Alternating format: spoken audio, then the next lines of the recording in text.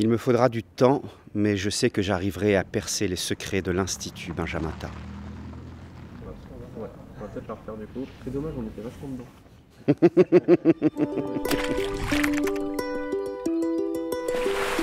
Je suis Frédéric Garbe, je suis metteur en scène de l'autre compagnie et nous sommes ici à Château-Vallon pour créer l'Institut Benjamin-Tat de Robert Walser.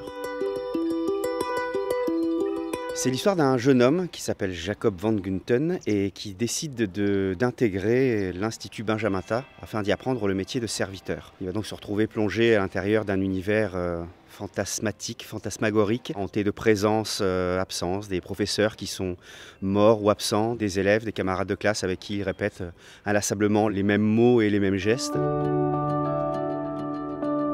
J'ai choisi de monter ce texte parce qu'il y a d'abord l'univers de Robert Walser, qui est un auteur que j'aime beaucoup et qui a un univers très particulier.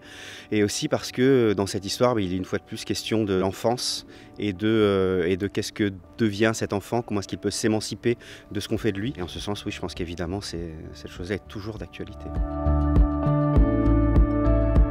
On apprend à devenir serviteur. C'est-à-dire qu'on répète les mêmes mouvements, saluer, servir, dire des phrases toutes faites. Et on répète surtout des règlements en fait qui expliquent pourquoi l'Institut Benjamin-Tat est ce qu'il est.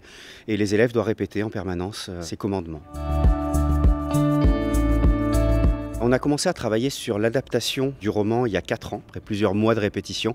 On arrive enfin à l'aboutissement de tout ce travail et on est très heureux de pouvoir présenter au public le résultat de l'adaptation de cet Institut Benjamin-Tat. La scénographie, qui a donc été créée par Pauline Léonet, est une structure de papier dans lequel Guillaume Mika, le comédien qui joue Jacob van Gunten, va déambuler. C'est une espèce de labyrinthe de papier à l'intérieur duquel des silhouettes en papier, des personnages, des présences circulent. Il y a également des projections vidéo qui viennent habiller le décor et qui viennent accentuer l'aspect fantasmatique des personnages qui hantent cet institut, que ce soit les professeurs, les élèves, que ce soit Monsieur Benjamin-Tat, Mademoiselle Benjamin-Tat. Les vidéos viennent accompagner cet univers fantasmagorique. Il souhaite entrer comme élève à l'Institut Benjamin-Tat et acquérir les quelques connaissances dont il a besoin pour devenir serviteur. Il souhaite être traité sévèrement.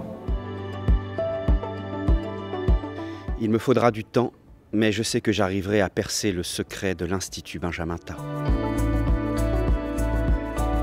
Le public fera un peu comme il a envie. Je n'ai pas de message à délivrer, je pense que Robert Walser n'en avait pas non plus. Je voudrais que le public vienne découvrir cet objet, qu'il soit transporté dans un univers singulier et qu'il reparte avec quelque chose de très personnel qui lui appartiendra.